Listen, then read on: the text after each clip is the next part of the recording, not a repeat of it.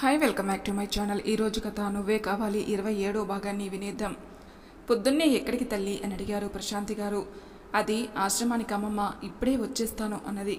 అవునా, సరే జాగ్రత్త అని అంతలోనే నేను కూడా రానా అని అడిగారు. ఎందుకు అమ్మమ్మ ఇబ్బంది, ఇప్పుడే వచ్చేస్తాను కదా అని నవ్వుతూ బయటికెళ్ళింది శ్రవంతి. ప్రశాంతి గారు ఇంకా తన పనిలో పడ్డారు. బయటకు వచ్చిన శ్రవంతి కారు ఎక్కి కూర్చుంది. డ్రైవర్ కార్ పోని. సరే అమ్మా అని డ్రైవర్ కారు పోనీయగానే శ్రవంతి ఆలోచిస్తూ అధర్వుని తలుచుకుంది. నన్ను క్షమించండి అధర్వ గారు, మీకు తెలియకుండా ఇదంతా చేస్తున్నాను, కానీ తప్పటం లేదు. నాకు ఏమైనా పర్వాలేదు, కానీ అమ్మకి ఏమన్నా అయితే తట్టుకోలేను. రాఖీ వచ్చాడన్న విషయం కూడా మీ దగ్గర దాచాను. అన్ని నిజాలు మీకు చెప్పాలని ఉంది, కానీ ఏం చేయను. మీరున్న పరిస్థితుల్లో చెప్పడం కరెక్ట్ కాదని అనిపించింది. ఇప్పుడు ఏం జరిగినా అంతా మంచి జరగాలని కోరుకుంటున్నాను అనుకుని తనలోని తానే బాధగా అధర్వుని తలుచుకుంది. మీరు లండన్ వెళ్లకుండా ఇక్కడే ఉంటే బాగుండేదే కదా అనుకొని ఆలోచిస్తూ విండో బయటకు చూసింది. సోఫాలో దర్జాగా కూర్చుని కాలు మీద కాలు వేసుకున్నాడు విరాట్. ఎప్పటిలానే తన యాటిట్యూడ్ చూపిస్తూ ఒక చిటిక వేశాడు. లోపలికి వచ్చిన సాకేత్ చెప్పండి అన్నాడు. ఏమైంది? ఫోన్ చేశాను కదా, రాకుండా ఎలా ఉంటుంది? వస్తుంది సార్. నేను చెప్పినట్టన్నీ చేశావు కదా? చేశాను సార్, శ్రవంతి గారు రావటమే ఆలస్యం అని సాకేత్ అనగానే విరాట్ తనలోనే తను నవ్వుతూ వెంటనే అదరుకి ఫోన్ చేశాడు. హలో, ఎవరు? గొంతు గుర్తుపట్టలేదా? లేదంటే శ్రవంతి చూపిస్తున్న ప్రేమకి అందరినీ మర్చిపోయావా? నవ్వుతూ అన్న విరాట్ మాటలకి అదరు నొసలు చిట్లించి, అందరినీ మర్చిపోవడానికి ఇక్కడున్నది అదరు కుమార్, అది గుర్తుపెట్టుకొని మాట్లాడు. గుర్తుపెట్టుకుని మాట్లాడుతున్నాను. ఏం లేదు. ఇప్పుడే వెళ్ళావా స్పెషల్ ఫ్లైట్లో లండన్? అవును. ఏ, నా జతకి నువ్వు కూడా వస్తావా చెప్పు, నీకు స్పెషల్ ఫ్లైట్ పంపిస్తాను అన్నాడు. వద్దు, నేను వచ్చేస్తే ఇక్కడ నీ భార్యని కాదు నేను మనసుపడ్డ మోజుపడిన శ్రవంతిని ఎవరు సుఖపెడతారు? ఆ మాటకి అదరు కోపంగా పిడికిలి బిగించాడు. ఏంటి అదర్వ గారు, మాట్లాడడం మానేసి గ్యాప్ ఇచ్చారు? కోపం వచ్చిందా? వచ్చినా నువ్వేం చేస్తావు చెప్పు? ఇప్పటికిప్పుడు ఉన్న పలంగా ఇక్కడికి వచ్చి నీ పిల్లాన్ని కాపాడుకోలేవుగా? రేయ్, చేస్తావురా నా చేతిలో? నేను చేస్తానో లేదంటే నా పక్కలో పడుకొని సుఖం పొందబోయే నీ పిల్లాన్ని చూసి నువ్వు చేస్తావో నేను చూస్తాను. నా పెళ్ళాం కోసం తప్పుగా మాట్లాడితే ఏం చేస్తానో నాకే తెలియదు. మాటలు జాగ్రత్తగా రాని. నా మాటలు జాగ్రత్తగానే వస్తున్నాయి. తప్పు చేశావు అదరు. శ్రవంతిని ఒంటరిగా వదిలేసి నువ్వు లండన్ వెళ్ళి చాలా పెద్ద తప్పు చేశావు అని విరాట్ అనగానే, నువ్వు నా శ్రవంతిని ఏమీ చేయలేవురా. ఇక్కడున్నది అదరు, ఆ విషయం మర్చిపోకు. అయితే లండన్ నుంచి వచ్చి నీ పిల్లాన్ని కాపాడుకో. ఈరోజు దాని జీవితం నా చేతుల్లో నీ ఊహకే వదిలేస్తున్నాను అని విరాట్ నవ్వుతూ ఫోన్ కట్ చేయగానే అదరు కోపంగా ఊగిపోయాడు. వెంటనే శ్రవంతికి ఫోన్ చేశాడు. కార్ దిగిన శ్రవంతి అదరు ఫోన్ చేసి వెంటనే కట్ చేసింది. అదరుకి ఎక్కడ లేని కోపం వచ్చింది. దిమాగ్ ఖరాబ్ అయిందా ఏంటి దీనికి? ఫోన్ లిఫ్ట్ చేయవే. వాళ్ళు ఏం మాటలు చెప్పి నిన్ను బెదిరించారు అనుకుని వెంటనే మళ్ళీ శ్రవంతికి ఫోన్ చేశాడు. ఆమె మళ్ళీ కట్ చేయడంతో అదరుకి ఏం చేయాలో అర్థం కాలేదు. ఫోన్ సైలెంట్లో పెట్టి రాఖీ కోసం చూసింది. ఏంటి శ్రవంతి, ఇంత లేటుగా నా వచ్చేది? అదేం లేదు రాఖీ, నువ్వు ఎప్పుడొచ్చావు? ఇక్కడ నేను ఎవరూ చూడలేదు కదా. నన్ను ఎవరు చూస్తారు చెప్పు? చూసినా వాళ్ళు ఏమీ పీకలేరు, కానీ పద, ఆంటీ ఎక్కడుందో చూద్దాం. నువ్వు ఎందుకు లోపలికి రావటం? నిన్ను చూస్తే ఆ సాకేత్ చాలా దారుణంగా ప్రవర్తిస్తాడు.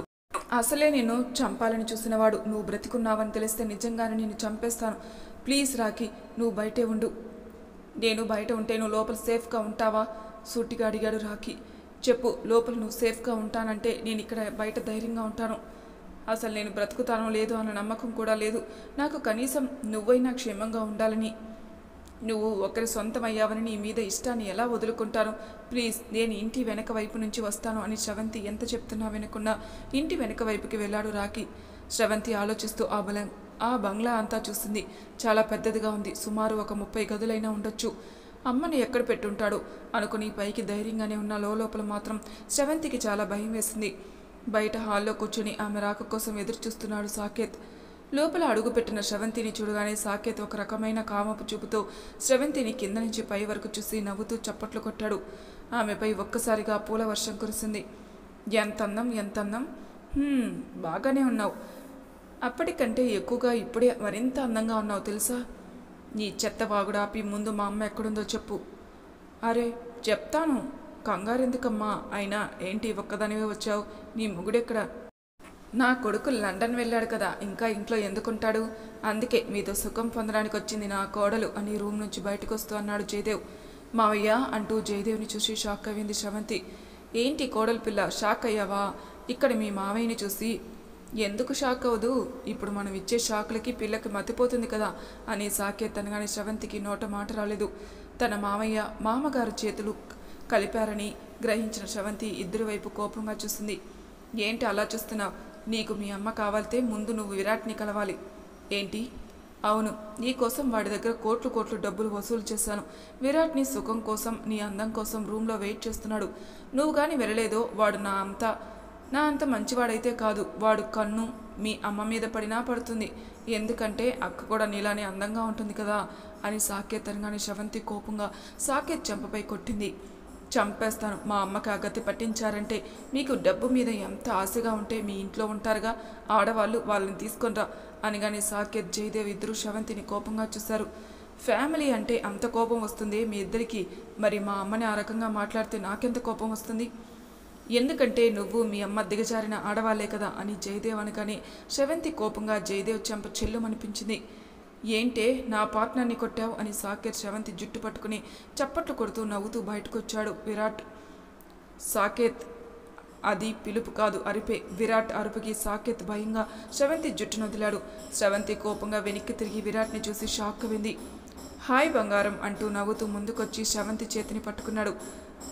రాకీ, నువ్వెందుకు బయటకొచ్చావు అని శ్రవంతి అనగానే సాకేత్, జయదేవ్, విరాట్ ముగ్గురు ఒకేసారి బంగ్లా అంతా మారుమ్రోగేలా నవ్వారు. వాళ్ళ నవ్వులు ఏమీ అర్థం కాక అలానే పిచ్చి చూపులు చూసింది శ్రవంతి. ఏంటా చూపు శ్రవంతి?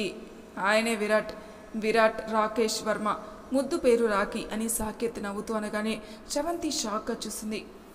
ఇప్పుడు అదరుతో గొడవ. అదే బిజినెస్లో కూడా ఈ విరాట్నే నీ మాజీ ప్రియుడు రాకీ ఎలా ఉంటాడో మీ ఆయనకి తెలియదు కదా, అందుకే విరాట్ని చూసి రాకీ అని గుర్తుపెట్టలేకపోయాడు.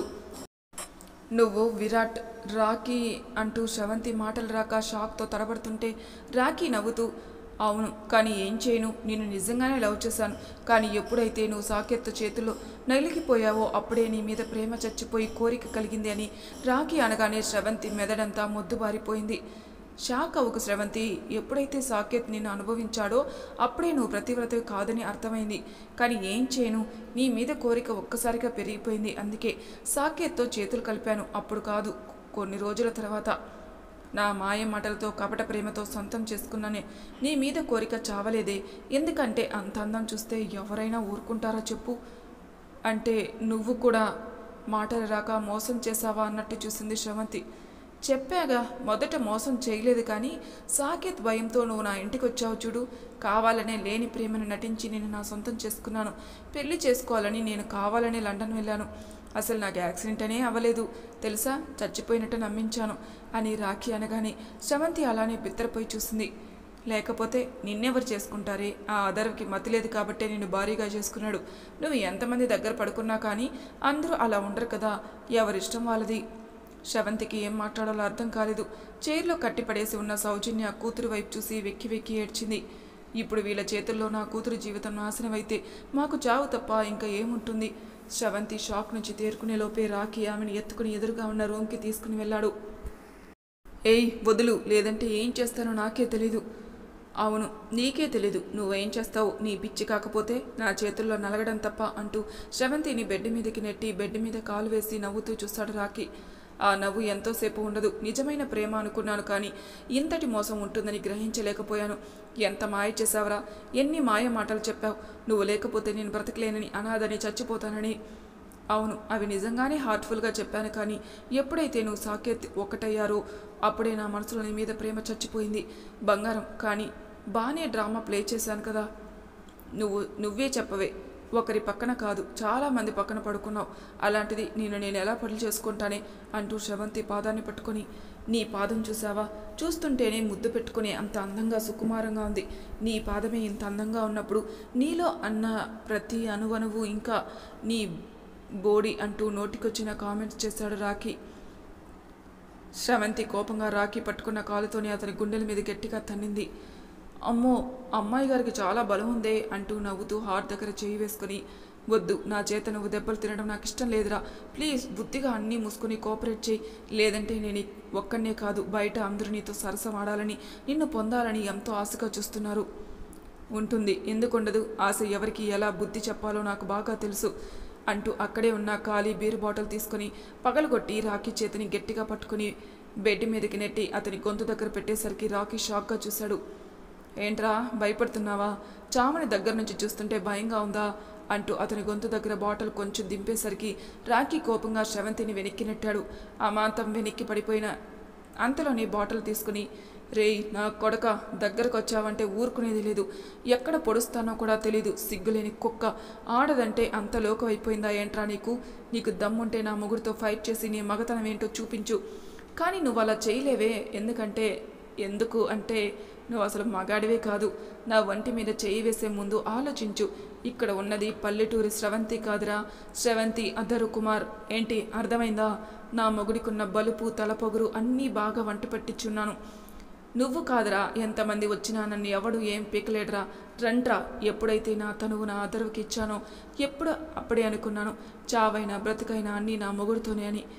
ఎవరిని వదిలిపెట్టను, ఒక్కొక్కడిని పగిలిపోవాల్సిందే అని గంభీరంగా అన్న శ్రవంతి మాటలకి రాకీ బిత్తరపోయి చూశాడు. ఏ భయం వేస్తుందా? నా బొగుడు పేరు వింటే? నాకెందుకే భయం? వాడిని చూసుకునే కదా తెగరెచ్చిపోతున్నావు. ఇప్పుడు నేనే కాదు, మీ మావయ్య నీ మామగారు ముగ్గురు ఒకేసారి నేను రేప్ చేస్తాం. ఎలా అనుకున్నావు? నిన్ను రేప్ చేయటం నీ మొగుడు కూడా లైవ్లో చూసి గుండె పగిలి చావాలి అంటూ శ్రవంతి జుట్టు పట్టుకున్నాడు. ఆ మాంతం సాకేత్ చేతిని గట్టిగా కొరికేసి వాడి కడుపులో 3 పిడిగుడ్డలు గుద్ది జుట్టు పట్టుకుని ఎదురుగా ఉన్న గోడకి తాకించింది.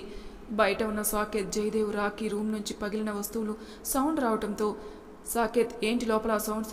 ఆ రాకీ శ్రవంతిని చంపడం లేదు కదా? వాడి పక్కలో పడుకోనని మారం చేస్తుందేమో, అందుకే 4 తగిలిస్తున్నాడు. పద వాళ్ళ రొమాన్స్ ఎలా ఉందో చూద్దాం. చిచి సిగ్గులేదు. మరీ మిస్టర్ పర్ఫెక్ట్లా నటించుకు, మూసుకొని నాతో పాటురా అని జయదేవ్ చేతిని పట్టుకుని రాకీ రూమ్కి వచ్చి షాక్ అవ్వారు. రాకీ జుట్టు పట్టుకుని గోడకేసి తెగ బాదుతుంది.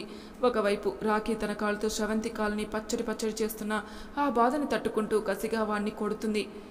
ఇదేంటి ఇలా బాదుతుంది? పద, దీనికి మన చేతుల్లోని ట్రీట్మెంట్ ఇవ్వాలి, లేదంటే పనవ్వదు అని.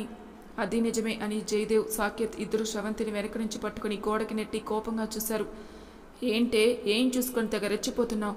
బజార్ దానివి, రోజుకి 4-3 దగ్గర పడుకుని డబ్బు సంపాదిస్తూ బ్రతికే నీకు ఎందుకే అంత పొగరు అని జయదేవ్ అనగానే శ్రవంతి కోపంగా జయదేవ్ చెంపపై ఒక్కసారి కాదు 5-6 సార్లు రూమ్ అంతా రీసౌండ్ వచ్చేలా చెంపదెబ్బలు వాయించింది. ఊహించని చర్యకి సాకేత్ షాక్గా చూశాడు. ఒక కసురు కసిరితే చాలు బుద్ధిగా నా పక్కలోకి వచ్చి పడుకునేది, అలాంటిది దీనికి ఇంత ధైర్యం తెగింపు ఎలా వచ్చాయి అనుకుని చూశాడు. సాకేత్ షాక్ నుంచి తేరుకునే లోపే సాకేత్ని చెప్పు తీసుకుని ఎడాపెడా వాయించేసింది శ్రవంతి. ఈలోపు ఆమెని 2 వైపులా చుట్టి ముడదామని జయదేవ్, రాకీ ఒకరినొకరు సైగ చేసుకున్నారు. శ్రవంతి అది గమనించి మూలనున్న ఇనప ఊచ ఒకటి తీసుకుని ముగ్గురి వైపుకి చాపి, ఎవడైనా ముందుకు అడుగు వేశాడో ఊచ కడుపులో దిగిపోద్ది, లోపలున్న పేగులు బయటకొచ్చేలా పొడుస్తూనే ఉంటాను. ఆ టైంలో శ్రవంతిని చూస్తే ఎవరైనా భయపడాల్సిందే. చిరుత నిప్పుల్లాంటి కళ్ళతో ఎర్రగా మారిపోయిన ఆమె ముఖం నిజంగానే వాళ్ళ ముగ్గురికి శ్రవంతి ఒక అమ్మవారిలా కనిపించి వెనక్కి అడుగు వేశారు. కానీ కామంతో ఎప్పుడు రగిలిపోయే సాకేత్ వెంటనే అక్కడే ఉన్న బెడ్షీట్ తీసి శ్రవంతి ముఖంపై వేశాడు. ఆ గ్యాప్తో ముగ్గురు శ్రవంతిని పట్టుకుని బయట హాల్లోకి లాక్కొచ్చారు. విండో నుంచి తన కూతురు కోసం చూస్తున్న సౌజన్య ముగ్గురు మృగంలా శ్రవంతిని హాల్లోకి లాక్కొచ్చేసరికి గుండె ఆగినంత పనైంది. రేయ్ వదలండిరా నా కూతుర్ని, మీకు దండం పెడతాను వదలండి అంటూ గింజుకుని ఏడుస్తూ రూమ్ అంతా చూసింది. ఎక్కడా బయటికి రావడానికి అస్సలు దారి కనిపించలేదు. రాకీ కోపంగా శ్రవంతి ముఖంపై ఉన్న బెడ్షీట్ లాగి ఆమె చెంపపై కొట్టాడు. అమాంతం కింద పడిపోయింది శ్రవంతి. రేయ్ దొంగ దెబ్బ కొట్టడం కాదురా, దమ్ముంటే ముగ్గురు నాతో డేర్గా ఫైట్ చేయండి. పెదవంచున కారుతున్న బ్లేడ్ తుడుచుకుంటూ ముగ్గురి సవాళ్ళకి విసిరింది. ఏం చూసుకుని నీకంత ధైర్యం అంటూ జయదేవ్ తన కాలుని శ్రవంతి చేతిపై తొక్కి పెడితే సాకేత్ తన కాలుతో ఆమె మరో చేతిని తొక్కిపెట్టి నల్లిని నలిపినట్టు నలుపుతుంటే పంటి బిగువన తన బాధని దాచుకుంటూ ముగ్గురికి వైపు కోపంగా చూసింది. నీ ధైర్యం నీ మొగుడే కదా, ఇప్పుడు చూపించే నీ తెగింపు, ధైర్యం తలపొగురు అంటూ రాకీ నవ్వుతూ ఆమె వంటిపై ఉన్న చీరని విప్పి పక్కన పడేసి క్రూరంగా నవ్వుతూ ఆమెపై చేరేలోపే వెనక నుంచి ఒక తన్ను తన్నాడు అదరు. ఉగ్ర రూపంలో సింహంలా కనిపిస్తున్న అధర్ని చూడగానే ముగ్గురికి చెమట పట్టేసింది. జయదేవ్ పరిస్థితి చెప్పనవసరం లేదు. గుట్టుకలు మింగుతూ అధర్ వైపు భయంగా చూశాడు. ఒక జింకని ఆకలిగొన్న సింహం ఎలా వేటాడుతుందో అధర్ రాకీని అలానే వేటాడాడు. కుక్కను కొట్టినట్టు రాకీని కొట్టి సాకేత్ వైపు చూశాడు. రే ఏంట్రా నువ్వు మమ్మల్ని కొట్టేది అని అధరు కోసం తెలియక సాకేత్ ముందుకు అడుగు వేశాడు. తన్నారని చోట తన్నరాని చోట పదే పదే తన్ని సాకేత్ ఒక ఫుట్బాల్ ఆడుకున్నాడనే చెప్పాలి. ఎంతలా సాకేత్ని కొట్టాడంటే అతని ఒంట్లో ఉన్న పార్ట్స్ తుక్కు తుక్కు చేశాడు అదరు. తనని భయంగా చూస్తున్న తండ్రిని చూడగానే అదరు కోపం మరింత ఎక్కువైపోయింది. క్షమించు అదరు. అతని మాట పూర్తి కాకుండానే తండ్రి ముఖంపై థూ అంటూ ఉమ్మేశాడు అదరు. అదర్, అరిచావంటే చంపేస్తాను. అసలు నువ్వు తండ్రివేనా? కోడలితో అసలు స్పృహ ఉందా నీకు? పిచ్చి నా కొడక. ఇదే నీ ప్లేస్లో నా చెల్లి సత్య, నీ కూతురు ఉన్న ఇలానే చేస్తావా అంటూ జయదేవ్కి తనదైన స్టైల్లో బుద్ధి చెప్పాడు. ఎంతలా కొట్టాడంటే తన తండ్రి కూడా వాయు వరుసలు లేకుండా ఇలా పశువులా ప్రవర్తిస్తాడని ఊహించలేకపోయాడు అదరు. అదరు కొట్టకు అంటూ జయదేవ్ నెత్తి నోరు బాదుకున్న ఆ క్షణం అదరుని ఎవరూ ఆపలేకపోయారు. కారణం అది మామూలు కోపం కాదు, బీభత్సమైన కోపం. ఎదురుగా ఎవరు వచ్చి అడ్డుకున్నా సరే వాళ్ళకి కూడా మక్కెలు విరిగేలా, మంచానికి పరిమితం అయ్యేలా చేసేలా ఉంది అతని రూపం.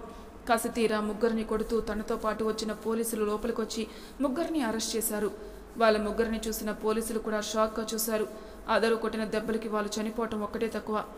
ఇలాంటి వెధవులు భూమి మీద అసలు బ్రతకూడదు, నా కొడుకుల్ని అంటూ అదరు కొట్టబోతుంటే పోలీసులు అడ్డుకుని, అదరు ప్లీజ్, ఇంకో దెబ్బ పడినా ముగ్గురు చనిపోతారు అని అదరుని కంట్రోల్ చేసి వాళ్ళని అక్కడి నుంచి తీసుకునెళ్లారు.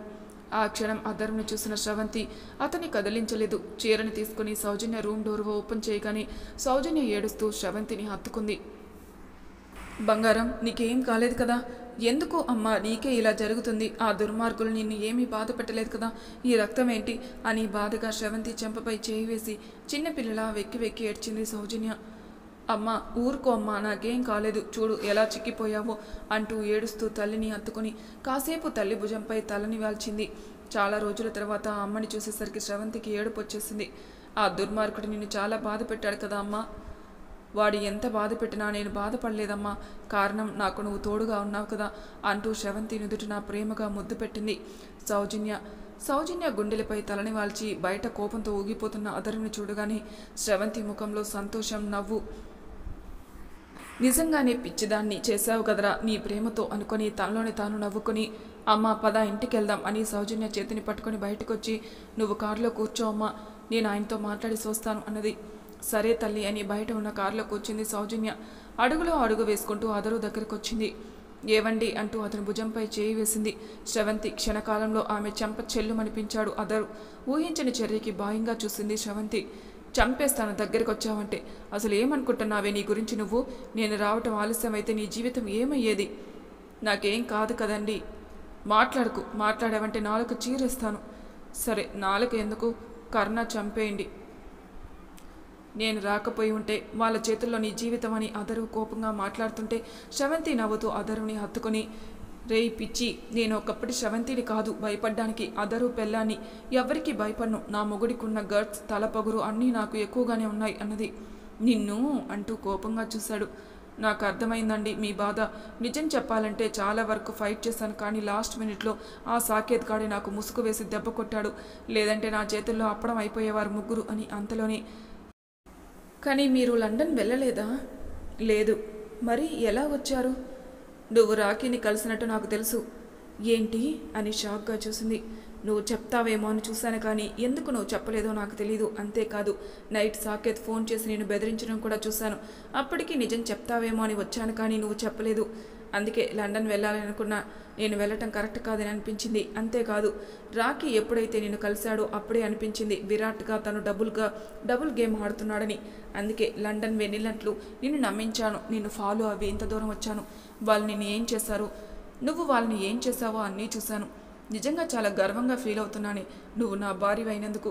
వాళ్ళని ఒక రేంజ్లో ఆడుకున్నావు. లాస్ట్లోనే గజిబిజి అయింది, కానీ వచ్చాడు కదా నీ మొగుడని అదరు అనగానే శ్రవంతి షాక్ నుంచి తేరుకొని, అంటే నేను వాళ్ళతో ఫైట్ చేయడం అన్నీ చూసారా?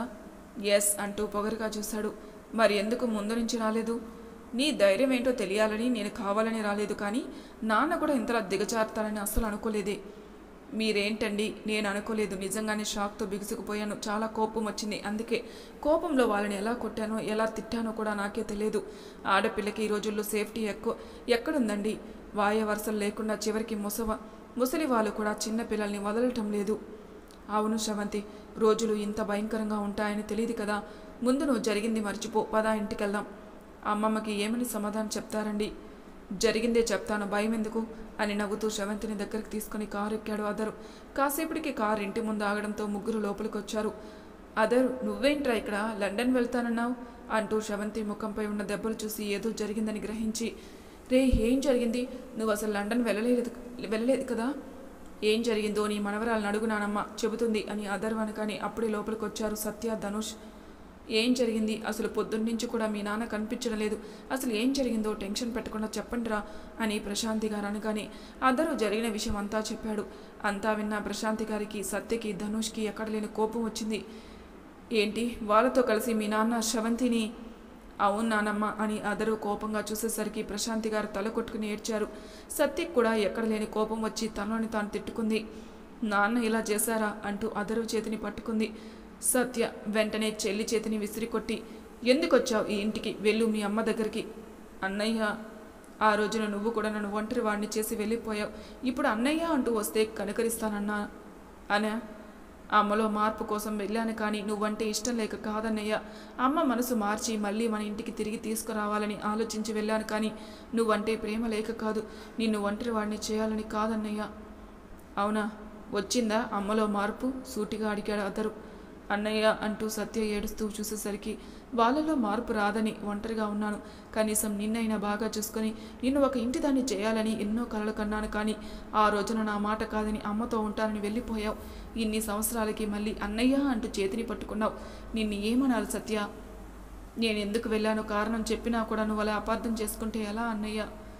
సత్య అంటూ అదరు కోపంగా చూడగానే ఏడుస్తూ అదరుని హత్తుకుని, నాకు తెలుసన్నయ్య, ఒంటరిగా ఉంటూ నువ్వు ఎంత బాధపడి ఉంటావో అంతకు మించి కూడా నేను రెట్టింపు బాధపడ్డాను, అమ్మని మర్చిపోలేకపోయాను, చివరికి తోడబుట్టిన వాడిని దూరం చేసుకున్నానని.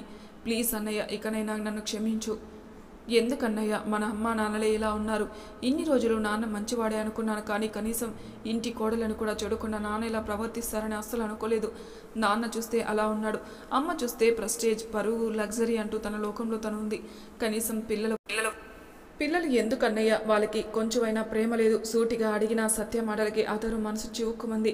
ప్రశాంతి గారైతే ఈ లోకంలో లేరు. ఒకవైపు కొడుకు బుద్ధి, మరోవైపు కోడలు తీరు తలుచుకుని తనలోనే తాను ఏడుస్తూ, అంతలోని తన మనవడు మనవరాల జీవితం తలుచుకొని ఎంతగానో వెక్కి వెక్కి ఏడ్చారు.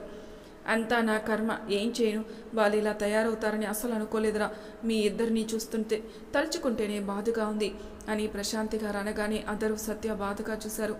ఇదంతా చూస్తున్న శ్రవంతి మనసు ఎంతగానో బాధపడింది. ఇన్ని రోజులు మగదిక్కలేక నేను బాధపడ్డాను, కానీ అమ్మ నాన్న ఉండి కూడా ఆయన సత్య బాధపడుతున్నారు. పెంచలేనప్పుడు, చూసుకోలేనప్పుడు ఎందుకు పిల్లల్ని కనటం, వాళ్ళ మనసుల్ని బాధ పెట్టడం అనుకుంది.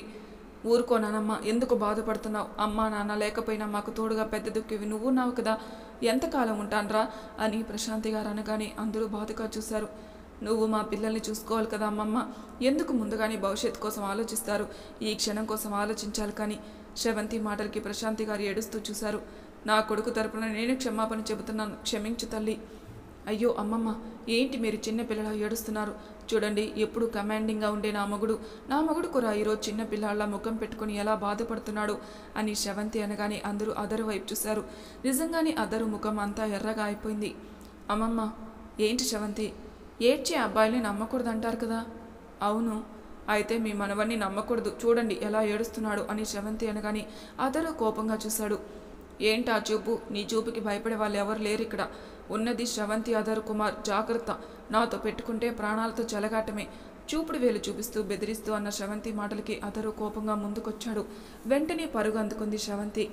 మరి తర్వాయి భాగంలో ఏం జరుగుతుందో నెక్స్ట్ ఎపిసోడ్లో తెలుసుకుందాం. అంతవరకు నా ఛానల్ని సబ్స్క్రైబ్ చేయని వాళ్ళు ప్లీజ్ సబ్స్క్రైబ్ చేసుకోండి, లైక్ చేసి షేర్ చేయండి, మీ అభిప్రాయాలు నాకు కామెంట్ రూపంలో తెలియజేయండి. Thank you for listening.